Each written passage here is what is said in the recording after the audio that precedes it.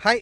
Under world డాన్‌గా పిలువబడే దావూద్ ఇబ్రాహిం అయితే పాకిస్తాన్ నుంచి పారిపోయాడనైతే సమాచారం తెలుస్తుందండి. ఎందుకంటే కొన్ని సంవత్సరాల పాటయితే పాకిస్తాన్‌లో ఉండి తీవ్రవాద సంస్థలకి డబ్బులు ఇవ్వడం కావచ్చు, లేకుంటే ఏ దేశంలో ఎక్కడ అటాక్ చేయాలని ఇయన్నీ ప్లాన్ చేస్తా ఉంటాడు. కొంతమందేమో చనిపోయారంటారు, లేకుంటే కొంతమందేమో ఫేస్ సర్జరీ చేసుకొని ఫేస్ మార్చుకున్నారని చెప్తారు. మనకు రిలీజ్ అయిన ఫోటోలు చూసుకుంటే ఎప్పటి ఫోటో అతనికి తెలీదు.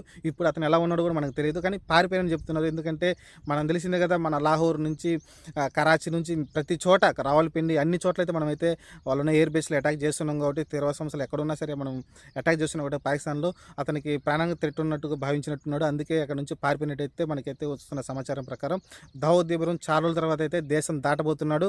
మరి ఇదే అదునుగా మరి నాకు తెలిసి అమెరికా కూడా టార్గెట్ చేస్తుంది. ఎందుకంటే ప్రతి దేశం కూడా ఎదుగుతూ ఉంది. దావూద్ ఇబ్రాహిం వల్ల చాలామంది ఇబ్బంది పడ్డ వాళ్ళే చాలా దేశాలు. కాబట్టి ప్రతి ఒక్కరైతే అతనైతే టార్గెట్ చేస్తారు. ఏ చిన్న క్లూ దొరికినా సరే దావూద్ ఇబ్రాహిం అయితే మటాచ్ చేసేస్తారు. కాబట్టి చూద్దాం మరి ఏం జరుగుతుందో. ప్రస్తుతానికైతే దావూద్ ఇబ్రాహిం ప్లేస్ మార్చాల్సిన పరిస్థితి. ఎందుకంటే కొన్ని సంవత్సరాలుగా పాకిస్తాన్లో ఉన్నాడు. పాకిస్తాన్ మా దగ్గర లేదని చెప్తూ ఉంటుంది. కానీ ఉగ్రవాద సంస్థలను పెంచి పోషిస్తుంది పాకిస్తాన్ మనకి ప్రపంచం మొత్తానికి తెలుసు.